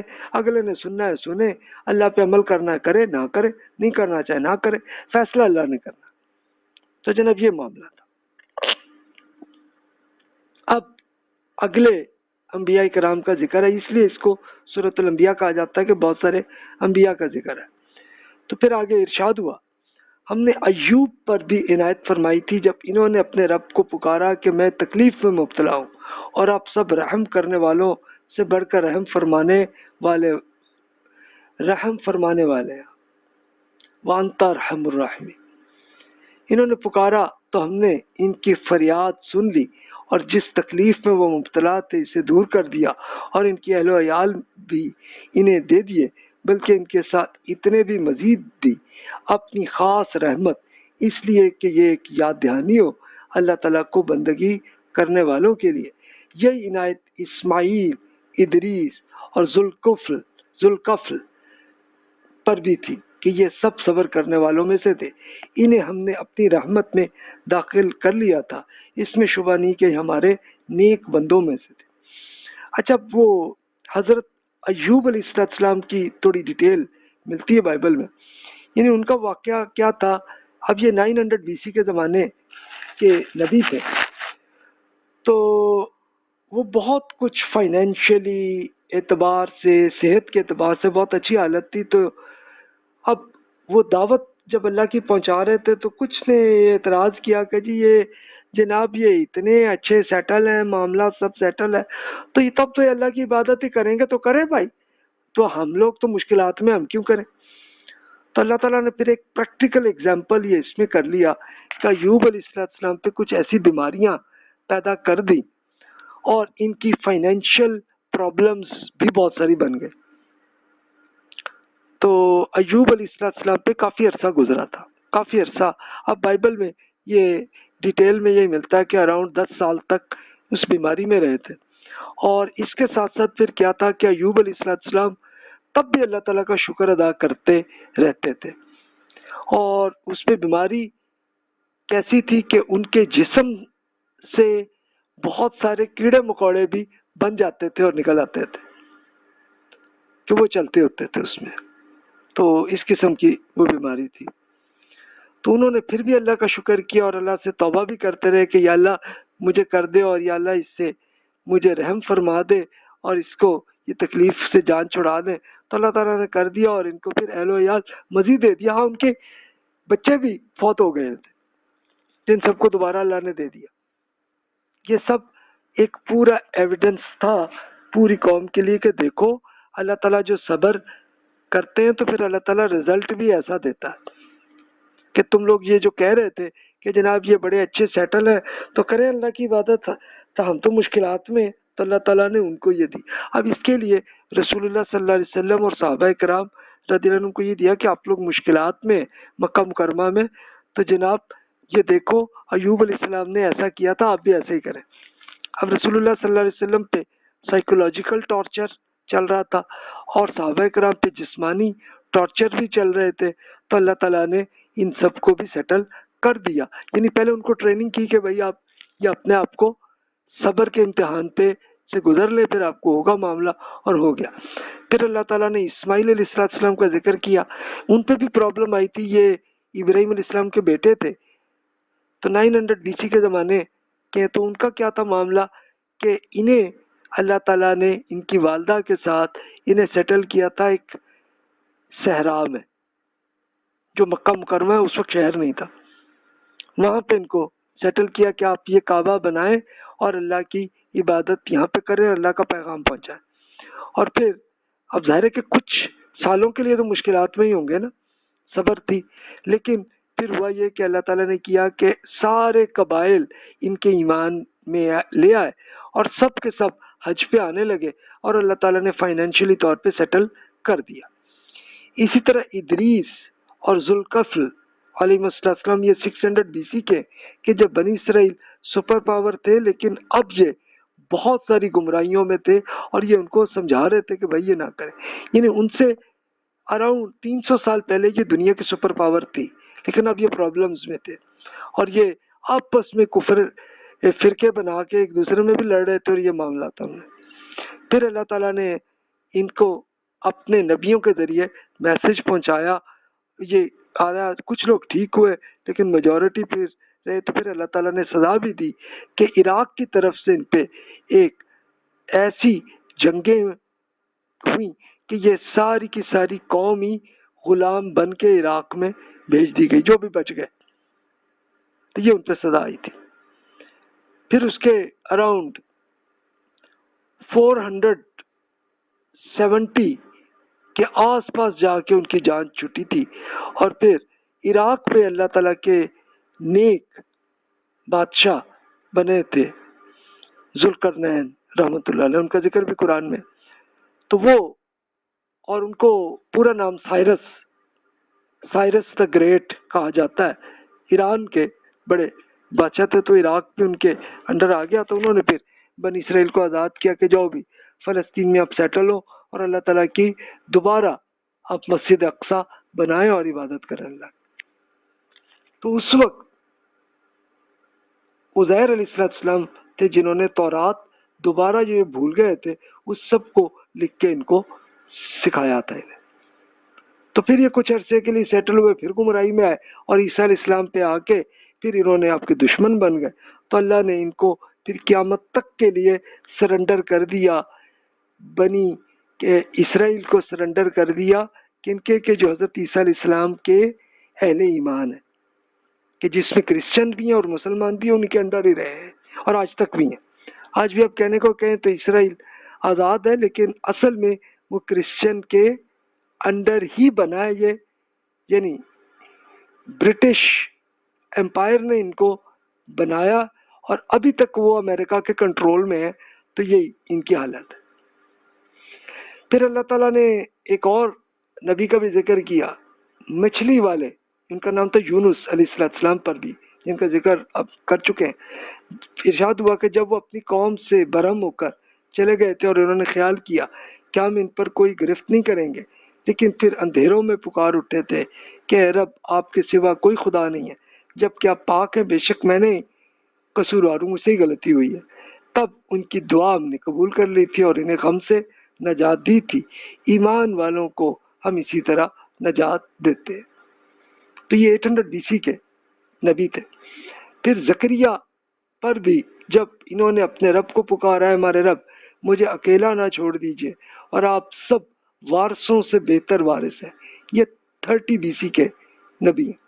پھر ان کی یہ دعا ہم نے قبول کی اور انہیں یحییٰ عطا فرمائے اور ان کی بیوی کو ان کے لیے اچھی صحت کر دی۔ اس میں شبہ نہیں کہ یہ لوگ نیکی کے کاموں میں سبقت کرتے تھے اور امید و بین کی ہر حالت میں ہم کو پکارتے تھے اور ہمارے آگے سرنڈر کرنے والے تھے۔ تب آپ یہ دیکھیے کہ حضرت یونس علیہ السلام نے اور کچھ نہیں، کوئی جرم نہیں کیا تھا، بلکہ اپنی قوم عراق میں ان پہ یہ تھا کہ اللہ کا میسج پہنچا، وہ پہنچا رہے تھے لیکن دیکھا نہیں مانے کسی طرح بھی۔ اچھا یہ کئی سالوں تک کرتے رہے، پھر انہوں نے کہا کہ اب یہ ایمان نہیں لائیں گے تو چلو پھر اب نکلتے ہیں۔ تو اب وہ نکلے تھے اور پھر سمندر میں ہی اللہ تعالیٰ نے ان پہ ایک امتحان یہی کیا تھا کہ ان کو ایک مچھلی کے اندر پیٹ میں لے گئے انہوں نے، لیکن ان کو فوت نہیں کیا انہیں، اور انہوں نے پھر اللہ تعالیٰ سے بھی توبہ کی کہ یا اللہ مجھ سے یہ غلطی ہوئی ہے کہ میں آپ کے حکم کے بغیر ہی میں باہر سے نکل آیا ہوں اس قوم سے۔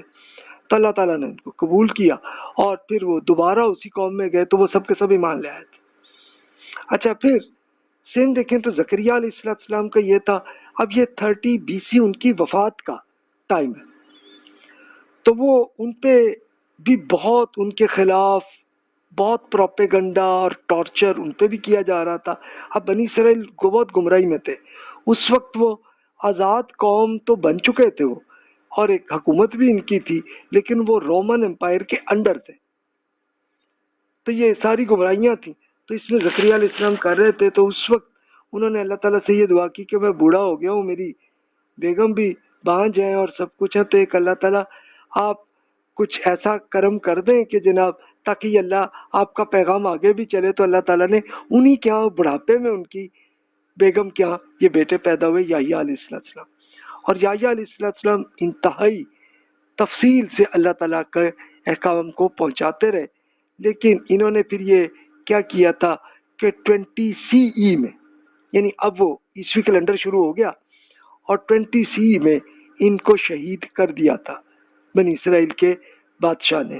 اور کس بیس پہ کیا تھا کہ انہوں نے حضرت یحییٰ علیہ السلام نے بادشاہ کی یہ غلطی بتا دی تھی کہ اس نے اپنی سوتیلی بیٹی سے شادی کی ہے، جو کہ تورات میں یہ حرام حکم ہے کہ وہ بیٹی ہے، تو اسی بیٹی نے کہا کہ بادشاہ کو کہ یہ اسی کو یحییٰ کی اب گردن کاٹ کے لائے ہوئے، تو کر دیا جی۔ تو یہ ہوا۔ اب یہ اللہ تعالیٰ نے پوری تفصیل اس لیے بیان کی ہے کہ جناب دیکھو ایسے اللہ تعالیٰ صبر کا امتحان ایسے کرتا رہا ہے تو آپ کا بھی ہونا ہے۔ تو پھر محمد رسول اللہ صلی اللہ علیہ وسلم پہ بھی یہی سائیکولوجیکل ٹارچر ہوا۔ تو یہ دیکھیے کہ یہ مچھلی کی ایک یہ ایگزامپل ہے کہ اس قسم کی ہوگی کہ جس میں حضرت یونس علیہ السلام کو کچھ سیکنڈ یا منٹ کے لیے ان کو رکھا ہوا تھا، انہوں نے اللہ سے توبہ کی کہ اللہ میں جلدی نکل آیا تھا۔ تو یہ نینوا کا علاقہ ہے، یہاں پہ اللہ کا پیغام پہنچا رہے تھے، اور یہی نینوا کا علاقہ عراق میں، یہیں پہ ابراہیم علیہ السلام پہلے پہنچا چکے تھے، اور وہ اس قوم نے آپ پہ آگ میں بھونکا تھا، لیکن اللہ تعالیٰ نے ان کو بچا کے فلسطین لے گئے تھے اور ان کی قوم کو ہلاک کر دیا تھا۔ اب یہ دوسری قوم تھی تو وہ بھی گمراہی میں تھے، تو لیکن وہ سارے ہی مان لیا، یہ بڑی بات ہے۔ اچھا نیچے آپ دیکھیے تو یہ مسجد اقصیٰ کی پکچر ہے جو آج کل کے زمانے میں، اور یہ مسجد اقصیٰ کے بالکل ساتھ ایریا ہے ٹوم آف دا راک۔ تو یہ جیوز کے لیے بڑی عقیدت کی جگہ ہے کہ یہ حضرت داؤد اور سلیمان علیہ السلام کا ایک سیکریٹریٹ پورا ان کا یہاں پہ تھا، کہ یہیں سے یہ حکومت کو ایسے چلاتے تھے، اور یہیں ساتھ ہی انہوں نے مسجد اقصیٰ بھی انہوں نے بنائی ہوئی تھی۔ اچھا اس کے آس پاس آپ دیکھ لیں پورا ایریا، تو زکریا اور یحییٰ علیہ السلام یہیں کے تھے، یہ یروشلم کا علاقہ ہے، اور حضرت عیسیٰ علیہ السلام بھی اسی زمانے میں یہاں پہ تھے۔ تو آپ لیفٹ پہ دیکھیں تو چرچ آف میری کہ سیدہ مریم رضی اللہ تعالیٰ عنہ اس طرف رہتی ہوتی تھی، اور یہیں پہ پھر اگلی نسل میں یہاں پہ ایک چرچ بن گیا۔ تو حضرت زکریا علیہ السلام ہی خالو تھے سیدہ مریم رضی اللہ تعالیٰ عنہ کے۔ تو سیدہ مریم رضی اللہ تعالیٰ عنہ کو کی والدہ نے یہی کی ہوئی تھی، اللہ تعالیٰ میرے یہ جو پیدا کر رہے ہیں تو یہ آپ کی دین کی خدمت ہی کریں گے۔ تو وہ پھر بیٹی پیدا ہوئی تو وہ بڑی پریشان ہوئی تھی بیٹی، لیکن بیٹی نے بھی پھر کیسی اللہ تعالیٰ کے پیغامات اور مسلسل اللہ کی عبادت کو مسجد اقصیٰ میں کرتی رہی، اور چلتا رہا سلسلہ۔ تو آپ یہ دیکھیں ایسے یہ انبیاء کرام ایسے کرتے رہے۔ اب ارشاد ہوا آگے کہ اب امتحان ہوا سیدہ مریم کا رضی اللہ عنہ، ان خاتون مریم پر بھی جنہوں نے اپنی دامن پاک رکھا، تو ہم نے ان کے اندر اپنی روح پھونک دی، انہیں اور ان کے بیٹے عیسیٰ کو دنیا والوں کے لیے ایک ایویڈنس بنا دیا تھا۔ چنانچہ یہ حقیقت ہے کہ یہ آپ کی امت ہے، ایک ہی امت اور میں ہی آپ کا رب ہوں، اس لیے میری عبادت کیجیے۔ یہ لوگ ہیں انہوں نے اپنے دین کو آپس میں ٹکڑے ٹکڑے کر ڈالا ہے، آپ ان کی پرواہ نہ کیجیے گا، یہ سب ہماری طرف لوٹنے والے ہیں۔ پھر جو نیک عمل کرے گا اور ایمان پر بھی ہوگا تو اس کی محنت کی ناقدری نہیں کی جائے گی، ہم اس کے لیے ایسے ریکارڈ کر رہے ہیں۔ تب دیکھیں کہ سیدہ مریم رضی اللہ تعالیٰ کے ساتھ تو یہی ہوا تھا کہ کوئی ان کی شادی نہیں ہوئی، اور کوئی ہمیشہ دامن پاک ہی رہی، کہ کوئی نہیں تھی، اور پھر اللہ تعالیٰ نے کیا کہ ان کا بیٹا پیدا کر دیا۔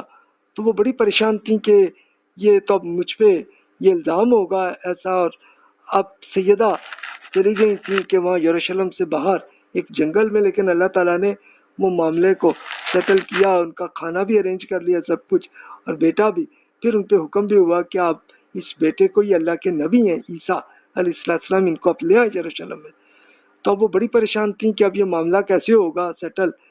تو خیر وہ آئیں تو ہوا کیا کہ اب ان پہ جب الزام کیا گیا تو ان کے اپنے بیٹے جو ابھی کچھ دنوں کے تھے عیسیٰ علیہ السلام، انہوں نے اس وقت انتہائی فصاحت و بلاغت کے ساتھ ان کے عبرانی زبان میں پورا ایکسپلین کیا کہ اللہ تعالیٰ نے یہ معاملہ ایسے کیا ہے، اور میں اللہ کے رسول ہوں آپ کے پورے ایویڈنس کے ساتھ، تاکہ آپ پہ اللہ کا پیغام ہے۔ یہ 5 BC میں حضرت عیسیٰ علیہ السلام کی ہسٹری میں یہ بتایا جاتا ہے کہ وہاں پہ آپ پیدا ہوئے تھے، اور پھر 30 CE میں اللہ کے حضور چلے گئے تھے۔ اور پھر جو کچھ لوگ ایمان لائے لیکن میجورٹی نہیں ہوئی، تو پھر اللہ تعالیٰ کو خود حضرت عیسیٰ علیہ السلام کو انہوں نے شہید کرنے کی کوشش کی کہ خود، لیکن اللہ تعالیٰ نے پھر یہی کیا کہ رومن امپائر کے ہاتھوں بنی اسرائیل کو ایسی سزا ہوئی کہ بری طرح یہ مارے گئے، اور جو بھی بچے بڑی مشکل چھوٹے چھوٹے قبیلے بن کے دور دور ڈیزرٹس میں یا پھر اور کہیں کہیں علاقوں میں جا کے وہ سیٹل ہوئے۔ لیکن حضرت عیسیٰ علیہ السلام کے صحابہ کرام رضی اللہ عنہ، انہوں نے کیسے اللہ تعالیٰ کے پیغام کو پوری رومن امپائر میں پہنچایا کہ پھر اس کا رزلٹ ہوا کہ پھر خود رومن امپائر کے بادشاہ ہی حضرت عیسیٰ علیہ السلام پہ ایمان لائے تھے۔ تو وہ 330 سی ہو گیا، 300 سال گزرے تھے، تو تب وہ بادشاہ ایمان لائے تھے۔ تو ان کو کانسٹنٹائن ان کا نام ہے بادشاہ کا، اور انہوں نے یہ شہر بنایا تھا جو ان کا کیپٹل تھا ترکی میں، تو اس کو پھر عربی میں قسطنطنیہ ہی کہتے ہیں، اور اب وہ اس کو اب استنبول کہتے ہیں۔ تو یہ اس پوری طرح کی ہسٹری میں اللہ تعالیٰ نے بتایا کہ دیکھو ایسے صبر کا امتحان انبیاء پہ بھی ہوا ہے اور آپ پہ بھی ہونا ہے۔ تو اصل سبق یہ ہے اس کا۔ تو پھر اب محمد رسول اللہ صلی اللہ علیہ وسلم پہ عنایتیں اور دعوت کے فائنل رزلٹ کیا ہوں گے، اس کا بھی اللہ تعالیٰ نے اب فیوچر کا بھی بتا دیا۔ ارشاد ہوا اب ان منکروں کے زیادہ درپے ہونے کی ضرورت نہیں ہے رسول، اس لیے کہ ہم نے جس شہر والوں کے لیے ان کی نیت کے مطابق ہلاکت طے کر رکھی ہے، ان کے لیے حرام ہے کہ وہ حق کی طرف رجوع کریں، اس لیے کہ وہ کبھی رجوع نہ کریں گے، یہاں تک کہ وہ وقت آئے گا کہ جب یاجوج و ماجوج کھول دیے جائیں گے اور وہ ہر بلندی سے پل پڑیں گے۔ قیامت کا وعدہ برحق قریب آ جائے گا تو زبردستی ان منکروں کی آنکھیں کھلی کی کھلی رہ جائیں گی، بول اٹھیں گے کہ ہائے ہماری کم بختی، ہم اس سے غفلت میں پڑے رہے، بلکہ ہم ظالم تھے۔ تم اور تمہارے فرض کیے ہوئے خدا جنہیں اللہ تعالیٰ کے سوا پوچھتے رہے ہو اب جہنم کا ایندھن ہی ہے، تم رو یا فریاد کرو اس میں داخل ہو کر رہو گے۔ اگر یہ واقعی خدا ہوتے تو اس میں نہ پڑتے، یہ پوجنے والے اور جن کو پوجا گیا سب ہمیشہ اسی میں رہیں گے۔ اب پوجنے والوں کو اس میں چلانا ہے اور ان کے پوچھتے رہیں، ان کا حال یہ ہوگا کہ اس میں کچھ نہ سنیں گے۔ تو جناب یہ پھر جنہوں نے شرک کیا ان کا رزلٹ یہ ہونا ہے، یہ اللہ تعالیٰ نے بتا دیا، اور پھر رسول اللہ صلی اللہ علیہ وسلم کو یہ بتایا آپ کو کوئی مسئلہ نہیں ہے، آپ کا پیغام پہنچ گیا، اب آپ اس شہر سے پھر کچھ عرصے بعد آپ کو حکم ہوا کہ آپ ہجرت کر کے مدینہ چلے جائیں، اور پھر رسول اللہ صلی اللہ علیہ وسلم کی دعوت پورے عرب میں پہنچی اور عرب بھی سب سرنڈر ہو گئے۔ تو پھر اللہ تعالیٰ نے رسول اللہ صلی اللہ علیہ وسلم کو اپنے پاس لے گئے، اور پھر صحابہ کرام رضی اللہ عنہم پہ حکم یہی تھا کہ دونوں سپر پاورز کو اب ختم کر لیں تاکہ اللہ تعالیٰ کا پیغام پورے انسانوں تک آئے۔ تو پھر دونوں سپر پاورز جو پرشین امپائر اور رومن امپائر سرنڈر ہو گئی، اور پھر حکومت ہو گئی تھی افغانستان سے لے کے موراکو تک صحابہ کرام کی۔ تو وہ اور ساری قومیں جو رہ گئی تھی باقی انڈیا، چائنا، ان میں اور یورپ میں اللہ کا پیغام پہنچاتے رہے، پھر افریقہ میں، اور یہ چلتا رہا۔ لیکن اللہ تعالیٰ نے یہ بتایا کہ ایک وقت آئے گا کہ یاجوج ماجوج کھول دیے جائیں گے۔ اچھا، تو وہ ہمارے بہت سارے بھائیوں کا یہ خیال ہے کہ یہ ابھی ہونا ہے، اور وہ کچھ لوگوں نے کئی کہانیاں بنا دی کہ یاجوج ماجوج کہیں چھپے ہوئے ہیں اور وہ اچانک نکل آئیں گے۔ ایسا کچھ نہیں ہے، بلکہ یاجوج و ماجوج یہ حضرت نوح علیہ السلام کے تیسرے بیٹے سام، حام اور یافس، جو یافس رحمۃ اللہ علیہ تیسرے بیٹے ہیں، ان کی نسل تھی جو یاجوج موجود ہیں۔ تو یہ سیٹل پہلے سٹارٹ میں یہ لوگ رشیا میں ہوئے تھے، اور پھر ان کی آبادی بڑھتی گئی تو یہ چائنا میں بھی، یورپ میں بھی یہ چلے گئے، بلکہ پھر بڑی تعداد ہسٹوریکلی یہ بھی ہوئی کہ وہی آگے چل کے افغانستان، پاکستان اور انڈیا میں بھی یہی لوگ سیٹل ہوئے۔ تو پھر اللہ تعالیٰ نے اب یہ کیا ہوا ہے کہ ایک ٹائم لائن رکھی ہوئی تھی کہ انسانوں کو اسٹیپ بائی اسٹیپ ان کو دنیا کی سپر پاور بناتا ہے. اب رسول اللہ صلی اللہ علیہ وسلم کی جو قوم تھی عرب، ان کو سپر پاور بنا دیا تھا کہ جو افغانستان سے لے کے اسپین تک ان کی حکومت بن گئی ہوئی تھی.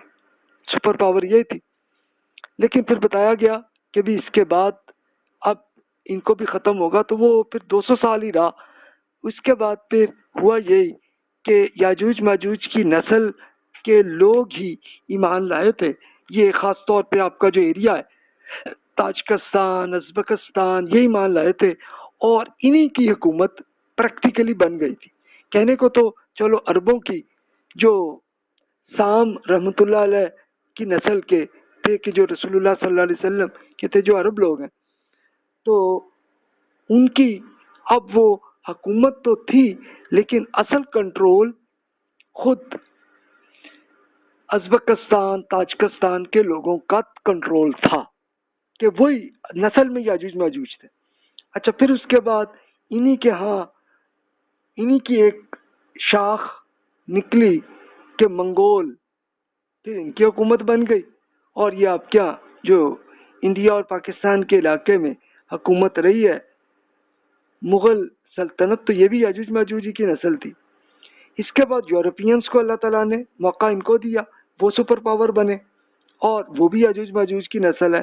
اور پھر اس کے بعد آج کل امریکہ، رشیا اور چائنا، یہ بھی تو یاجوج ماجوج ہی کی نسل ہے. تو انہی کا چاہے تو یہ ہو چکا واقعہ. اب اس کے بعد کسی وقت اللہ تعالیٰ نے قیامت کا معاملہ شروع کر دینا. یعنی اللہ تعالیٰ نے اب یاجوج ماجوج کو بھی یعنی کوئی ایک دن کے لیے رکھنا ہے اور پھر ختم ہو جانا نہیں. ان کے لیے بھی اللہ تعالیٰ نے اچھا خاصا لمبا عرصہ، کوئی 1200 سال تو گزر گئے ہیں، تو ابھی اور پتہ نہیں کتنا گزرنا ہے. اس کے بعد ان کی ختم ہوگی تو پھر اس کے بعد جناب قیامت آ جائے گی. اب یہ قریب آ گئی، یہ بتا دیا. پھر اس کے بعد آگے ارشاد ہوا، جن کے لیے البتہ ہماری طرف سے اچھے انجام کا وعدہ ہو چکا ہے، وہ اس جہنم سے دور رکھے جائیں گے. اچھا، کیوں رکھے جائیں گے؟ کہ جو ایمان لائے ہیں تو اور نیک عمل کرتے رہیں، چاہے وہ کسی بھی نسل سے ہوں، کوئی مسئلہ نہیں ان کے لیے، تو وہ تو سکون میں ہی رہیں گے آخرت میں. تو پھر فرمایا کہ ان کا کیا رزلٹ ہوگا، وہ اس کی آہٹ بھی نہ سنیں گے اور وہ ہمیشہ اپنی انجوائمنٹ والے عیش میں رہیں گے. وہ بڑی گمراہٹ انہیں ذرا غم میں نہ ڈالے گی اور اللہ تعالیٰ کے فرشتے انہیں ہاتھوں ہاتھ لیں گے اور کہیں گے یہ آپ کا وہی دن ہے جس کا آپ سے وعدہ کیا جاتا تھا. اس دن جنہیں جبکہ ہم آسمان میں لپیٹ دیں گے جس طرح تومار یعنی اسکرول میں کاغذ لپیٹ دیے جاتے ہیں، ہم نے جس طرح پہلی خلقت کی ابتدا کی تھی اسی طرح ہم اسے دوبارہ کر دیں گے. یہ ہمارے ذمے ایک کھلا وعدہ ہے، ہم اسے ضرور کر کے رہیں گے. ہم نے پند و نصیحت کے بعد زبور میں لکھ دیا تھا کہ اس دن جو زمین وجود میں آئے گی اس کے وارث میرے نیک بندے ہی ہوں گے. اس میں ان لوگوں کے لیے بڑی آگاہی ہے جو ہماری بندگی کرنے والے ہیں.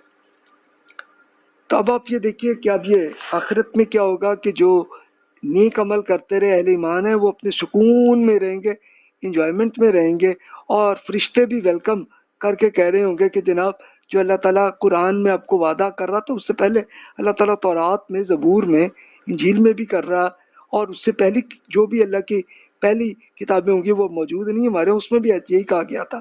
تو اب جناب ہوگا کیا آپ کے لیے یہ وعدہ پورا ہو گیا.